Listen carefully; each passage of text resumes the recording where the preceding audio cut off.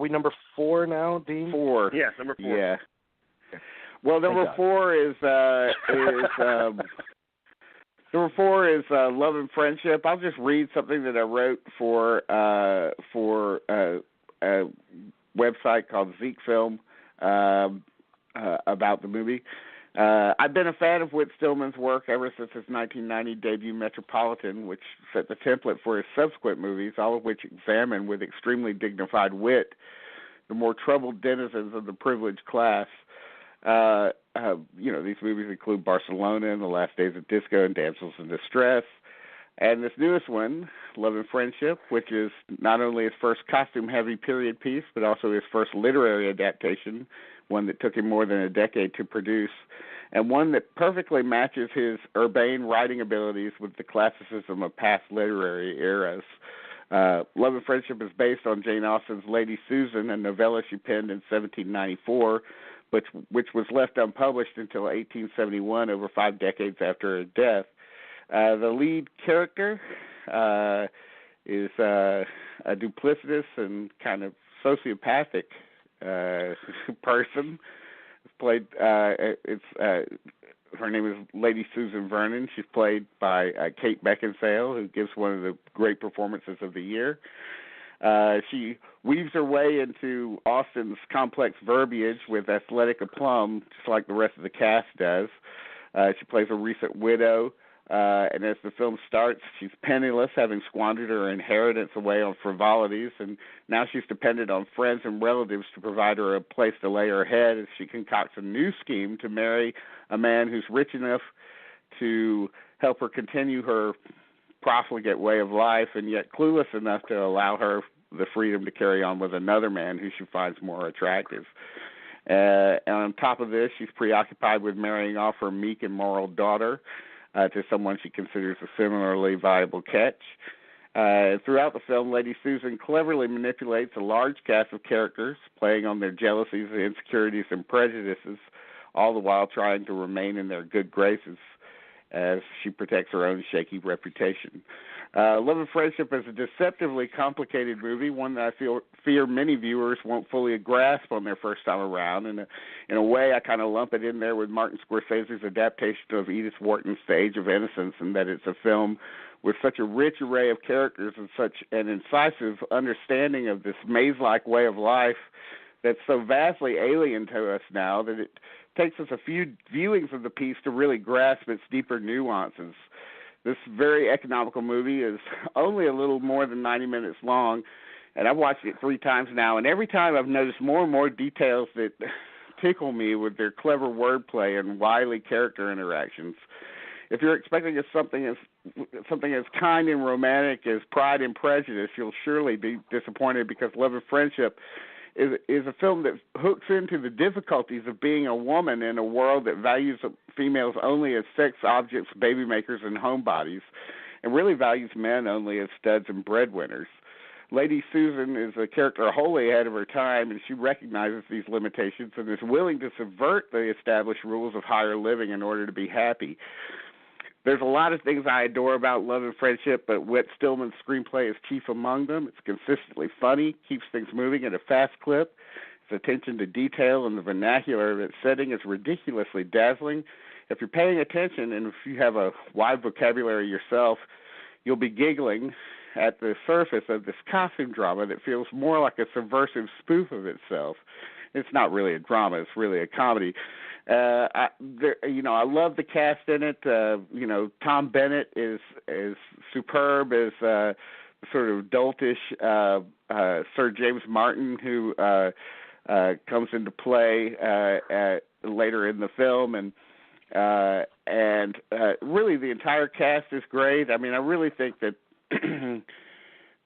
Whit Stillman has emerged with one of the most beautifully produced movies of his career, especially when you consider the low budget he's working with. His skill masks all of that. The costumes, photography, and art direction are perfect, and really just the cast deserves to be considered as among, if not the best ensemble of 2016, then at least one of them. And the script deserves similar devotion. So I think more when more people see it, it will be kind of a cult movie. And I wish again, it's another movie that I wish was more in the conversation in the year-end awards race and the top tens. You know, I haven't seen a lot of seen it mentioned in a lot of top 10 lists, but it's really delicious. I love it. It's a true comedy of manners, and it is very funny. And I found that since it adheres to the kind of the formal costume drama rules, while at the same time it has a lot of fun with them. So I mean they speak in the manner that you would expect from a typical costume drama, but what they're saying is very slyly cutting. Especially from Kate Beckinsale's character. And I found that since he adhered to kind of the manners of that time, it took away a lot of the self-conscious quirkiness that turns me off in a lot of his previous work. So I was very taken with that. I enjoyed it a lot. And yeah, you it's know, a great movie. 90 minutes, it's a breezy view. And it's highly enjoyable, and it's not stuffy. I mean, I know all the reasons why people refuse to watch costume dramas. Big stuffy is one of them. This isn't that. But that's not this. Although I do think that if you watch it, I think your enjoyment of it will go up if you watch it with the subtitles on, because it's easy to miss a lot of stuff in it because the dialogue is so dense that and so I don't know, I guess flowery that it's something, you know, if you can read along with it, you know, you're going to get a lot more out of it. So, well, you'll get a lot out of it, just as you said, if you enjoy language. Yes. Which I do. Yeah. Okay, Jerry, you're number 4. My number 4 we've talked about before, so I'll keep it brief. The Lobster. Just really, I thought very funny, maybe too funny for me. But, you know, how shall we say this? In the near future, if you are single, you are sent to a hotel where you're forced to find a mate, and if you can't find a mate, you're turned into an animal of your choice. It's in Colin Farrell's choice is a lobster. So I think that this film is beautiful in many ways because it just shows how obsessed we are, and I think how scared we are of loneliness.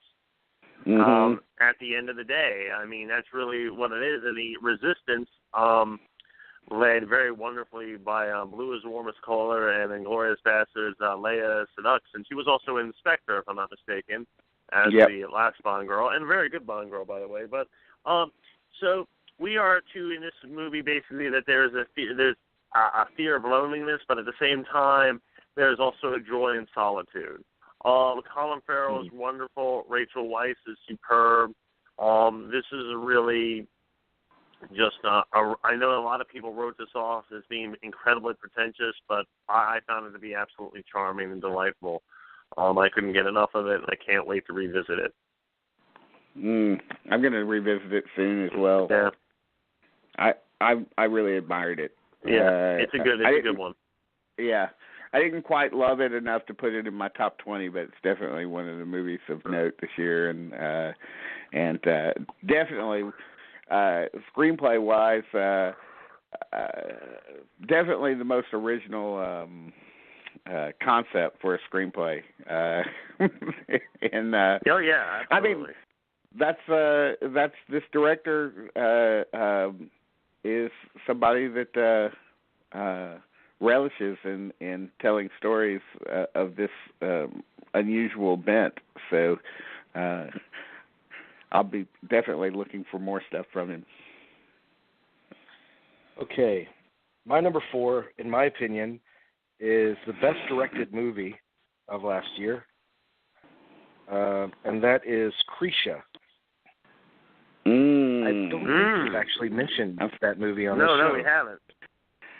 Well, I mentioned it last year. Remember, last year I saw it at the Atlanta Film Festival, so I saw it quite early. But yes, it's great. So the name of the director, it's a first-time feature filmmaker. His name is Trey Edward Schultz. And to tell what a unique directorial job this is, think of this material being handled by anyone else. It's an older woman, a mother who I guess she's had a really rough life of alcoholism and drug abuse, where she's kind of abandoned her own child, who is now grown and staying with extended family over Thanksgiving weekend. And she, for the first time in many years, is going to show up and try to integrate back into that family. And it's a very awkward situation where her son is very reticent, harbors a lot of resentment. Other family members are trying to, grease the rails and make it as easy and welcoming as possible. And at the same time, she's trying to deal with picking up the pieces again. While still, and when times get tough, she's still susceptible to want to go back to her drug and alcohol using ways. So that could be a typically straight family drama. The way this guy directs it, first of all, he casts it with mostly family members. So most of the people in that room are related to one another. And the lead actress, her name is actually Krisha. You can turn it on 1 second and you could swear you're watching a documentary. Mm-hmm. And you could turn it on another minute and you could swear you're watching a horror movie. It is so distinct in its style, and it's a style that brings out the most possibilities from the material. It isn't imposed upon the material; it brings out the best of the material. And I will also say, with the lead character of Krisha, this is a woman that you don't see on screen. This is not a beautiful, a beautiful older woman, with perfectly coiffed hair and all of that kind of stuff. This is a woman that looks like she's lived a very weathered life. And I so appreciated that she was the centerpiece of this movie. And she's great in it. It's so gorgeously directed, gorgeously acted. You'll be rooting for her, and the next minute you'll be completely horrified by her actions. Yes. You feel the tension of, oh God, don't go there. Towards the end of the movie, it's a great. I don't think it'll become a Thanksgiving tradition movie by any means. But man, it is a nevertheless, great, it is a great Thanksgiving movie. It's a great human drama. I mean, it really is. So I was so taken by it. It is. It has great camera work in it. The cast is terrific. I put it in my top. I think it landed at number 11 or 12 last year for me. So I'm glad to see that it's been getting some recognition. And I agree. I think it's brilliantly made. And I can't wait to see what he does next. But I just loved all those. That one character, the brother, that's sort of in there kind of talking against her. I thought he was really good in it. And just everybody was terrific in it. And it is kind of a movie that you think, oh, God, there's no way this is going to work. But it does. It's kind of a miracle that it works as well as it does. So I love it. Okay. Number 3, Dean. Well, I'm sure this will be talked about by all of us quite a bit. But number 3 is O.J. Made in America, the incredible 8-hour documentary about the O.J. saga from his beginnings as a football player all the way to his jailing for not only, for being suspected of the murder of his wife and Ronald Goldman, but also his later jailing for I forget what his real crime was. There is. I think he was just jailed because they said, you did it, put him in jail. So, but it's just a remarkable movie. I mean, I don't think we need to talk about it too much. I think everybody knows how tremendous it is, and this was really the year of OJ with with this and the People versus OJ Simpson. A sort of competing 8-hour piece. They really kind of ping back on each other, and it's just a remarkable achievement, and just what it's just that both of them are they could be lumped together. Both of them treat the story the way we want. We needed to see this. And there was no way. I remember when the O.J. trial was going on, I was thinking, one of these days this is going to make a great movie. But how are they going to do this in 2 hours? Well, luckily they didn't. Right. It really took 16 hours. We talked about it. We talked about it on the show where we started to cast the movie. Yes. And we're laughing about it. And I remember some YouTuber commented on that video clip and said, you guys are laughing, but there's a it's not parody. People were murdered, and my point was there is a parody aspect to this trial, and it has nothing to do with the victims. It's just like what Marcia Clark said, and it's in that documentary. In the courtroom, she was talking about a cartoon that she read, where the little girl asked the mother, says, "What's this N-word that no one's supposed to say?" And the mother says, "Nicole." And I thought that was a very profound moment in that documentary. What really stuns me about the movie, I mean, this is clear. This is about O.J., his life, his rise and demise. The series is about the case, this particular case. So one's a micro view, one's a macro view, in some respects. But what I really appreciate about O.J. Made in America is that O.J. became the ambassador for the suppression of the African American race by white power, and he was wholly unfit to hold that mantle.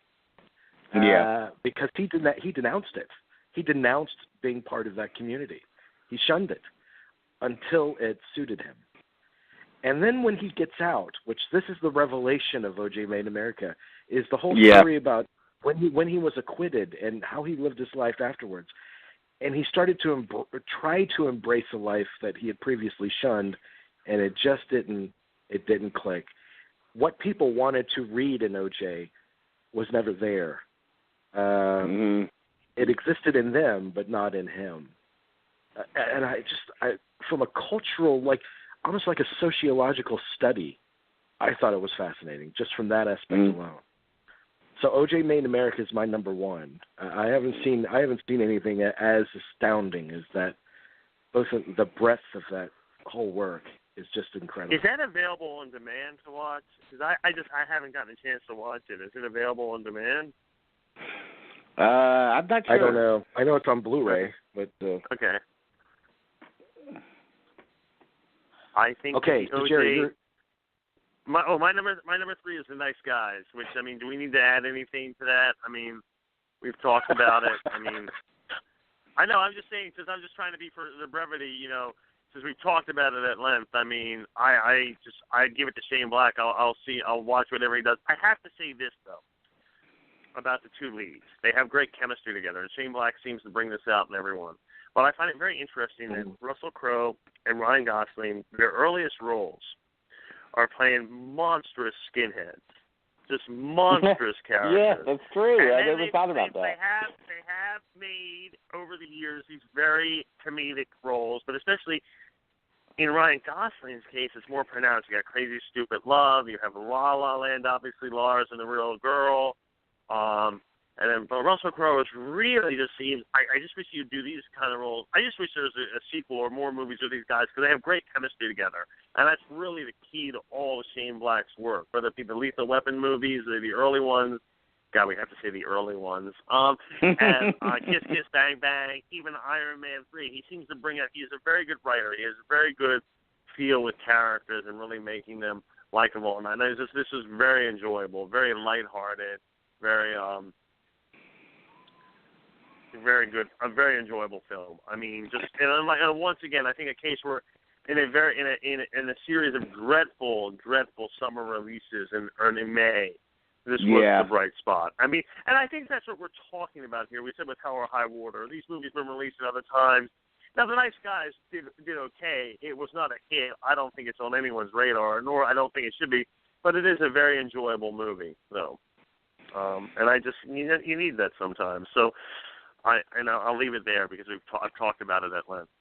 You know who I love in it is I do love the lead performances and particularly Ryan Gosling, and I love Angourie Rice who plays. She steals the movie. She steals the movie. I mean, I actually, it's a completely different movie, but I actually think adding her along to everything just takes the movie in a totally different direction. Yeah, it does.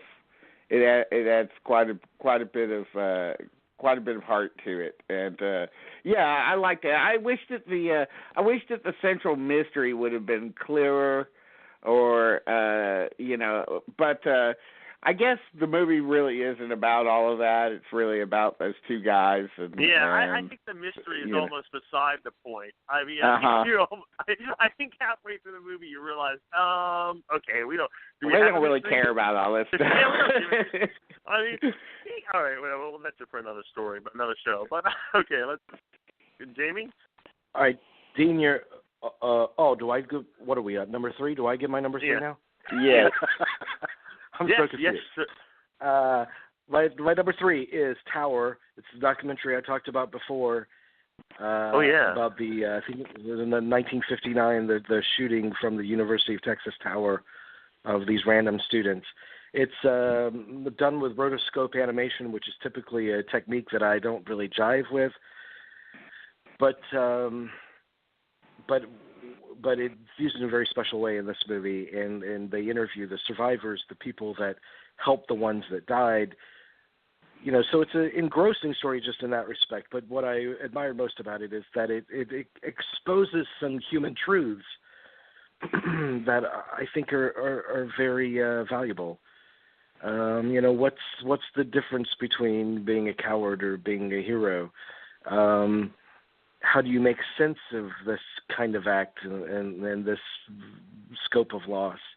How does it define the rest of your life? How do we look upon the actual person that did this? What is the best way to approach that and make sense of it, of what he did?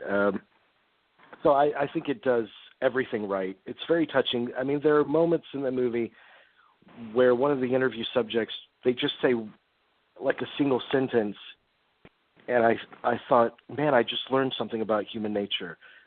And that is rare in movies that I see. But the one moment that will always stick with me is when the woman is holed up in the building and she looks down and some people are carrying a wounded cop to safety. And she says, it's in that moment that I realize that I'm a coward. I'm not one of those that will run in and save people. I self-preservation thing. And it's just, she says it in a way not like, I'm a terrible person. She doesn't say it like that. It's just, I learned something about myself in that exact moment. Which that resonates with me. The defining moments in our lives and seconds, they could happen in a second, and how they will live with us for the rest of our lives. How they will define the rest of our lives. That's powerful. And when you see Tower, it could have been tabloidy. It could have been, hey, let's revel in the sensation of a lone gunman shooting off all these people. But it really is about a human experience in its most extreme form.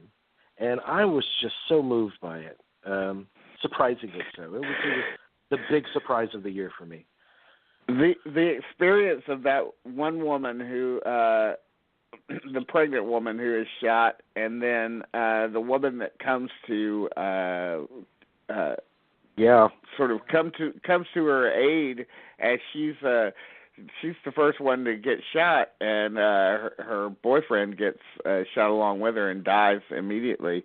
And she's just left there baking in this hot sun, and no one's coming to help her. So this one woman comes to keep her talking, to keep her from passing out into death, basically. And that whole sequence in the film is extraordinary. There's a lot of great stuff in that movie, no question about it. And just on the level of it being a historical document, in the face of almost daily shootings, similar shootings now, how this was just unheard of back then is it's just a sad commentary on where we are. It just does everything right, because it doesn't hit you over the head with the relevance of it, but at the end of it, the few clips they show, when one of the survivors say, I see what happens at the Aurora Theater and all these other incidents, and it brings it all back home. That the moment 50 years ago, and how it kind of bookends, it tells the story of the shooter, but it only dedicates like a minute to that, and it expresses it in the perfect way. Yeah. And the moment where you're talking about her keeping her company by speaking to her and keeping her alive, she wasn't strong enough to carry her off on her own, especially when the gunman's up there, and he's likely to shoot her if she tries. So she just lied there and spoke to her next to her on the pavement. She never got to thank her for that. Yeah. And she realizes how much that meant to her in her life, but she's already passed. She's been passed for a few years now, so she was unable to thank her. And it's like you said, like the people in your life that really profoundly meant something to you, and it's kind of ephemeral, ethereal. It kind of, they're there and then they're gone, but they leave that imprint. It's just a gorgeous movie. So that's number 3 for me. So Dean, you're number 3. Well, number 2 for me is number 2. Your number 2 is Kenneth Lonergan's Manchester by the Sea. Absolutely of a piece of his. You could consider you could count on me and Margaret and Manchester by the Sea to be kind of a trilogy in some ways about grief and loss, and I think Manchester by the Sea might be the best of all of them. Casey Affleck is absolutely superb. He's going to get the Oscar, no question about it, and his character. Well, you mentioned it earlier, Jerry. It is hard to see how he's able to get up in the morning, but we get up in the morning. we do. We have to. We have to get up. What are we going to do? And that's right. You're absolutely right, man. The place where this movie goes. Well, first of all, the movie is not as depressing as everybody says it is. I think the movie has tons of great humor in it, like all of Lonergan's movies. It's laced with humor, and it just feels so real that you really, really feel like you're there when you're watching one of his movies. You're there with real people. There's no artifice there. The movie even refuses to conform to any kind of, movie-shaped payoff. When it gets to its final moments, in a way, the character really hasn't changed. He's changed only in the sense that he's gotten a sliver of something to hang on to. But he definitely realizes that there's going to be a lot more work, a lot more time needs to pass before he's going to even be able to get close to conquering his sense of loss. And Michelle Williams is fantastic. And again, another great, fantastic ensemble cast, with Kyle Chandler and Lucas Hedges and just everybody. Everybody in it is perfect. And it's just, this is the kind of movie that I love. I just love, I mean, I think if you look at my top 10, with Manchester by the Sea, 20th Century Women, Indignation, Little Men, South Side with You, Christine, I, Daniel Blake, all of those movies are about, real people. Mm-hmm. Real people. That's what I want in a movie, and this movie just did it better than almost any other movie did this year. So, I just adored it. It's perfect. I mean, there's nothing wrong with this movie, and I mean, no, I agree with you. There's something rather cathartic about it, and I'm glad that you mentioned Kyle Chandler because he's superb. Yes, he's really superb. I mean, the whole cast is good. Look, this movie is a 4-star movie. I'm not going to beat around the bush with that. I just didn't have room to put it on the list. I didn't know where to put it. But I have no beef with this movie, and I do agree with you. Of his 3 movies, I do think this is the best one. But it's a powerful movie, and I would have no problem, but I don't know if this is Best Picture, but I do think Casey Affleck deserves it. I mean, I really do. It's quite a performance. Yeah, he's superb. I mean, I really do think that. And Michelle Williams is fantastic, too. Mm-hmm. I mean, she only has about 12 minutes in the movie, but she makes the most out of it, every bit of it. No, she's very good. The scenes between the two of them at the towards the end, that's great. That's a great scene, guys. I don't care who you are, but that's a powerful scene. Yeah. It's a film filled with powerful scenes. Jerry, your number 2 was De Palma. That was yes. Mm-hmm. My number 2 is I, Daniel Blake. So, Dean, what is your number 1? Well, I'm surprised to say this. It's the kind of movie that I would probably. I don't know. I was surprised by it, even though it's gotten the most love out of any movie this year. But it's La La Land. I really, really responded tremendously with it. And it might be just that maybe I'm putting it at number 1 because it's the last great movie that I've seen in some ways. But seeing it on the big screen, I was immediately just taken with it. Just like from the very beginning.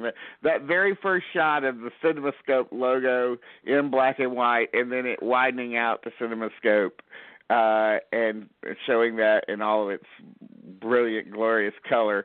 And just the color in the movie in general is overwhelming. I mean, I think it's time to reintroduce color into movies. There's so many movies that have the color just washed out of them. I mean, they don't even have the guts to make it in black and white or anything, so they just make it into blue and white or brown and white or something like that, Color, another movie that in my top 10 that really utilized color was 20th Century Women. I mean, it has so much of an effect on just simple colors can be a production value, Well, there's a reason. I actually think I see what you're saying, and it's very important. So you bring up 20th Century Women and La La Land. The other movie about color, if you want to add that, is The Neon Demon, and it's something about Southern California. Mm-hmm. It's beautiful, guys. Let's not beat around the bush. I mean, even on episodes of Chips, I mean, I'm not being facetious when I say that. No, but there is something about Southern California, and it's there. I want to say it's in Nocturnal Animals, but a lot of the drama in Los Angeles in Nocturnal Animals is at night because the color is really the colors in the novel for the most part. For the most part, the color is in the Texas in that movie. But there's something about it, and a guy that always gets it right with the color is Paul Thomas Anderson in all of his movies about the Valley. It's there, but I do think it's something that's probably you mentioned two movies that are 20th Century Women and La La Land and Manchester, all 4-star movies. But going back to La La Land, it is beautiful. Oh my God, it's beautiful. Oh my God, it is dazzling from that first Another Day of Sun. How did they do that, guys? How did they do that scene? Just please explain. How do you do that on the freeway in Los Angeles? Please explain. I don't know, but it was magical. Remarkable. And not a CGI moment in the entire movie. Like they might have utilized it somewhere, but I couldn't see it. I felt myself while I was watching the movie like tearing up because it was like rediscovering a friend, and the friend is cinema. Great point. It was like wow, this is really something else. It's so lovely and but it's not phony. I didn't feel any of it was phony. I felt it really came from a real true place in the heart. I could feel it coming from the director. I could feel his passion for it. I thought that the movie was, it was funny in the right places. I thought the music, of course, is superb. Yes, it's possible that the two leads can't really sing that well, but you know what? I kind of can even understand that because they're artists that haven't yet found their voices. Yeah. So you can make I don't know if you can call it an excuse for it or a justification. I think of it as a justification. I also appreciate I didn't want to see somebody get up there and belt those things out with some kind of, American Idol type voice that they're gonna. I like it that their voices are lower key, and because they're very contemplative songs for the most part, and they're not there to stop the show necessarily. But I love scenes like I like that wonderful scene where he's. Gosling is forsaking his jazz desires to play jazz, which I love that jazz plays a major part in the movie too. That wonderful scene where he talks about jazz dying was incredible. But also the scene where he forsakes his jazz ambitions and goes and plays for an 80s cover band, and Emma Stone comes in and requests I Ran, the Flock of Seagulls song, and he just sort of he sits there in his red jumpsuit and everything, and playing one note on a guitar, I was like, this is just wonderful, and she's magnificent in it. I think that she deserves Best Actress this year. I think, and he was also superb in it. I think he's better in this than the reviews have led on. Right. He's right there with her, and then when you get to the ending of it, and the sort of the view of what might have happened, it's just like overwhelming. Mm-hmm. Yes, it is. Overwhelming. Oh, I agree. It's my favorite ending of the year. and it is so bittersweet, and just the way it's edited. I mean, the editing is stunning, especially in that last sequence. Yes, but it's filled with the love of movies. Yes, it is. It's bursting with it, and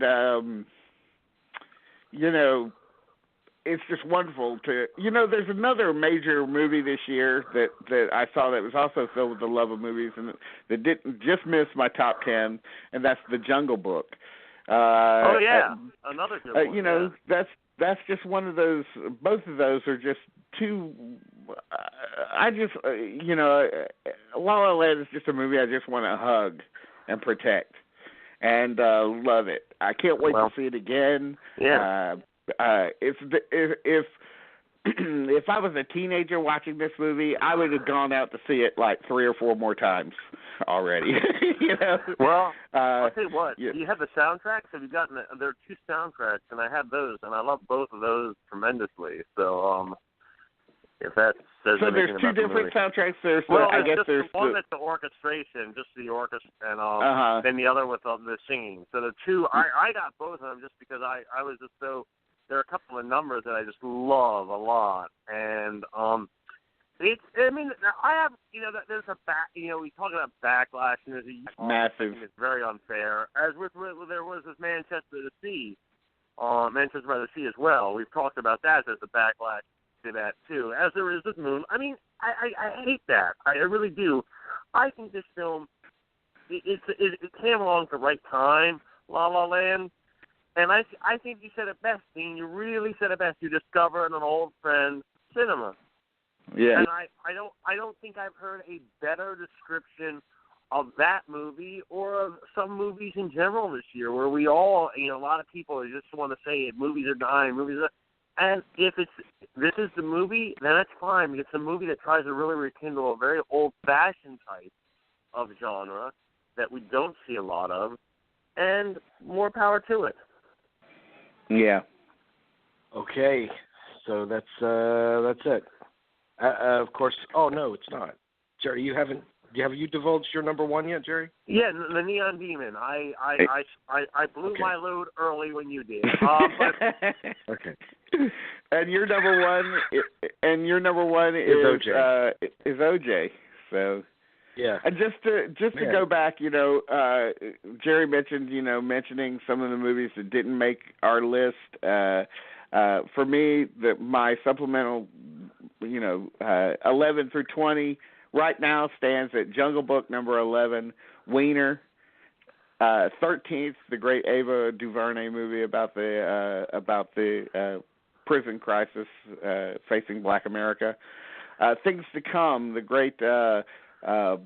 Mia Hansen-Love's movie with Isabelle Huppert as a woman that experiences 3 great losses in her life, one after another, and still faces it with incredible bravery and just like that, she just picks herself up and goes along. Sully, I loved Clint Eastwood's movie about Sully Sullenberger. Good movie. This is today is the anniversary. It's almost the 8-year anniversary of the event on the Hudson, and we watched it again last night, and I loved it even more on so many levels. I just finished watching Tony Erdmann and the film from Germany, which I thought was a wonderful sort of father-daughter relationship film that was surprisingly funny. I loved De Palma, loving the terrific Jeff Nichols movie about the interracial relationship between the 2 people in the South in the 60s. Sunset Song from the wonderful movie from Terrence Davies about a woman's experience on a farm in Scotland in the early 1900s. And Rules Don't Apply, Warren Beatty's movie, rounds out my top 20, which is a big surprise for me. But I find that I think about that movie a lot more than I was prepared to. So, but those are all my the rest of my top 20. Okay. I'll just read through these really quickly, in no particular order, but I just want to. And I do so things. So you got to see Things to Come. I want to see that very badly. That's one of the movies that I really wanted to see that I missed. So never. I don't know if it opened here or not even, but okay. So Manchester by the Sea, La La Land, Jackie, Demolition, A Monster Calls, 20th Century Women, High Rise, Captain Fantastic, A Bigger Splash. Which if Holly Hunter could get nominated for not saying much, can't Tilda Swinton get nominated? Just is that wrong? Is that wrong? I'm just saying. She's good in it. Is he? I mean, it's a really, and I really have to reiterate. Ray Fiennes is having the time of his. He doesn't look like he never looks like he gets to have fun. He's having the time of his life in this movie. I mean, that's true. Can't we give an award just for that? Just something. Cafe Society, I like. The Rival, Blunt Father, Sing Street. Shallows, Loving, Everybody Wants Some, Rogue One, yes, Rogue One does get in there, L, Hacksaw Ridge, The Invitation, Don't Think Twice, Kubo and the Two Strings, and Deadpool are other movies that I really enjoyed this year. So I guess it really wasn't as bad of a year as I've been saying. I know, but I understand. I can understand if you said that as we did in the summer, and even if you said that in September, it would have been understandable. I mean, you're right. November comes around, and all of a sudden, it starts. This gauntlet starts, and it's exhausting. Why can't they just spread it out?